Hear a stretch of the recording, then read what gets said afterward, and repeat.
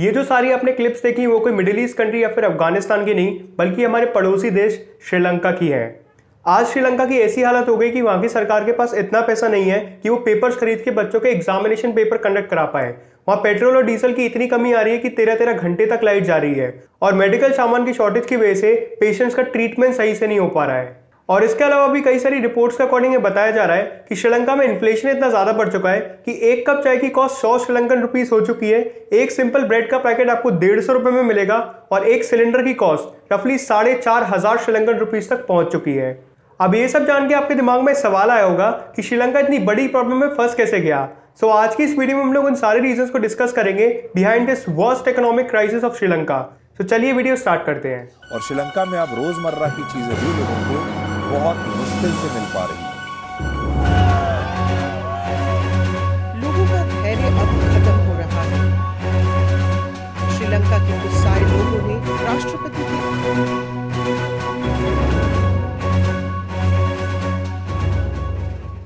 श्रीलंका के इस economic crisis के पीछे बेसिकली दो कारण है। Number 1, political mismanagement. अगर हम श्रीलंकन पॉलिटिक्स को ध्यान से देखें तो 2015 से 19 को छोड़ के 2005 से अभी तक श्रीलंकन पॉलिटिक्स को केवल दो लोगों ने कंट्रोल किया है, महिंदा राजपक्षा और गोटाबाया राजपक्षा। ये दोनों भाई हैं और इन दोनों भाइयों ने मिलकर इन सालों में कुछ ऐसे डिसीजंस लिए हैं जिसने श्रीलंका की इकोनॉमी को ऑलमोस्ट खोखला कर दिया है। अब क्या ऐसे डिसीजंस थे इन दोनों के, आइए जानने की कोशिश करते हैं। सबसे पहले महिंदा राजपक्षा जो 2005 से 2015 तक श्रीलंका के प्रेसिडेंट रहे थे, उनके अगेंस्ट कई सारे ह्यूमन राइट्स अब्यूज और पॉलिटिकल करप्शन के चार्जेस हैं। ये बताया जाता है कि उनके अंदर ही श्रीलंका डेट ड्रिवन इकोनॉमी बनता जा रहा था और जो डेट डेवलपमेंट के नाम पे लिया जा रहा था उसको राइट जगह पे इन्वेस्ट ना करके केवल और केवल पॉलिटिशियंस उससे अपनी जेबें भर रहे थे। इसका सबसे फाइन एग्जांपल है हम्बनटोटा पोर्ट। हम्बनटोटा पोर्ट को डेवलप करने के लिए महिंदा राजपक्षा ने ओवर $7 बिलियन का लोन मांगा था from the country like China. But इस $7 बिलियन का क्या हुआ और कहां गए किसी को नहीं पता, क्योंकि हम्बनटोटा पोर्ट कभी डेवलप ही नहीं हो पाया और श्रीलंका के पास कभी इतना रिटर्न ऑफ इन्वेस्टमेंट ही नहीं आया कि वो लोन वापस कर दे। और तभी चाइना ने श्रीलंका के सामने कंडीशन रखी कि या तो आप हमारा लोन वापस दे दीजिए, नहीं तो हमें हम्बनटोटा पोर्ट 99 ईयर्स के लिए लीज पे दीजिए। और श्रीलंका के पास कोई और मौका नहीं था, तभी उन्हें चाइना को हम्बनटोटा पोर्ट ऑलमोस्ट 99 ईयर्स के लिए लीज पे देना पड़ा। और ये माना जाता है कि ये श्रीलंका का और महिंदा राजपक्षा का सबसे बड़ा पॉलिटिकल ब्लंडर था। अब ये तो बात हो गई बड़े भाई यानी महिंदा राजपक्षा की, बट छोटे भाई यानी गोटाबाया राजपक्षा बड़े भाई से भी बड़े वाले हैं, क्योंकि इनके 3 साल के टेन्योर यानी 2019 से अभी तक कुछ ऐसे डिसीजंस लिए गए जिसकी वजह से श्रीलंका ऑलमोस्ट बैकफुट पे आके खड़ा हो गया। जब गोटाबाया राजपक्षा प्रेसिडेंट बने ही थे तो उन्होंने एक डिसीजन लिया कि हम टैक्स रेट्स को ऑलमोस्ट 15% से 8% तक कर देंगे। अब ये देखने में अच्छा लग रहा है क्योंकि इस डिसीजन से आम आदमी भी खुश रहेगा और मार्केट में डिमांड बढ़ेगी, बट ये श्रीलंका के कॉन्टेक्स्ट में सही नहीं बैठा और इसके पीछे सिंपल कारण है इस डिसीजन की टाइमिंग।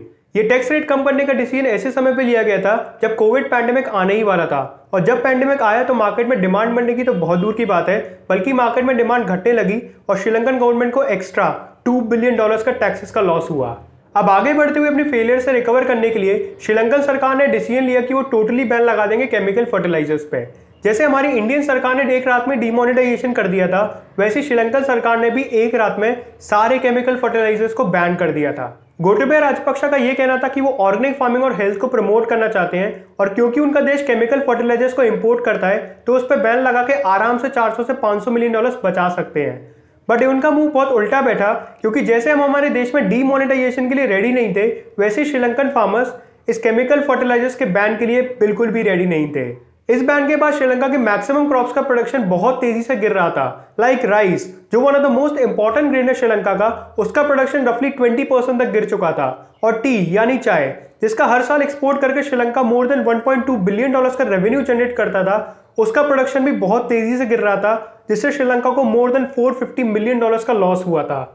थोड़े से पैसे बचाने के चक्कर में श्रीलंका के साथ दो प्रॉब्लम खड़ी हो गई। सबसे पहले केमिकल फर्टिलाइजर की कमी की वजह से श्रीलंका में क्रॉप्स का प्रोडक्शन इतना ज्यादा कम हो गया कि उन्हें खुद किल्लत होने लगी खाने की। और दूसरी बात, जो वो पैसा क्रॉप्स को एक्सपोर्ट करके कमाते थे वो तो बिल्कुल ही खत्म हो गया, क्योंकि देश में क्रॉप्स का प्रोडक्शन इतना ज्यादा कम हो गया कि अब उन्हें वो इंपोर्ट करना पड़ रहा है। ये तो हो गई पॉलिटिशियंस के डिसीजंस की कहानी। अब चलिए बात करते हैं दूसरे रीजन के बारे में जिसने श्रीलंकन इकोनॉमी को टोटली बर्बाद करके रख दिया, और वो है कोविड-19।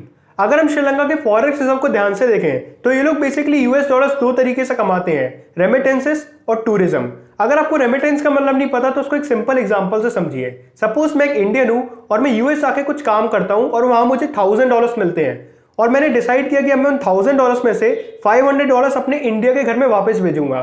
तो जो $500 मैंने इंडिया के घर में वापस भेजे हैं उन्हें मैं कहूंगा रेमिटेंस। नाउ जैसा मैंने आपको बताया कि श्रीलंका के दो मेजर सोर्सेस हैं जिससे वो अपना फॉरेक्स रिजर्व बिल्ड करते हैं, रेमिटेंसेस और टूरिज्म। बट पिछले 2 सालों में देखा गया है कि श्रीलंका के दोनों ही मेजर अर्निंग सोर्सेस बहुत ही ज्यादा नीचे गए हैं। आप इस ग्राफ में देख सकते हो कि पिछले 2 सालों में श्रीलंका में टूरिज्म से आने वाला रेवेन्यू कितना ज्यादा नीचे गिर चुका है और यही सेम कुछ हाल रेमिटेंसेस का भी है। सो ओवरऑल गलत पॉलिटिकल डिसीजंस और कोविड-19 की वजह से श्रीलंकन इकोनॉमी गिरती जा रही है और पिछले 3 सालों में इनका फॉरेक्स रिजर्व मोर देन 70% गिर के $2.3 बिलियन पे आ चुका है, जो कि ऑब्वियसली बहुत ज्यादा कम है क्योंकि इसी साल उन्हें मोर देन $4 बिलियन का लोन और $1 बिलियन का बॉन्ड का रीपेमेंट करना है जो कि जुलाई में मैच्योर हो जाएगा। सो देखते हैं कि श्रीलंकन गवर्नमेंट का नेक्स्ट मूव क्या होगा। But I really wish best for Sri Lanka and it's people because आने वाला समय श्रीलंका के लिए और ज्यादा डिफिकल्ट होने वाला है।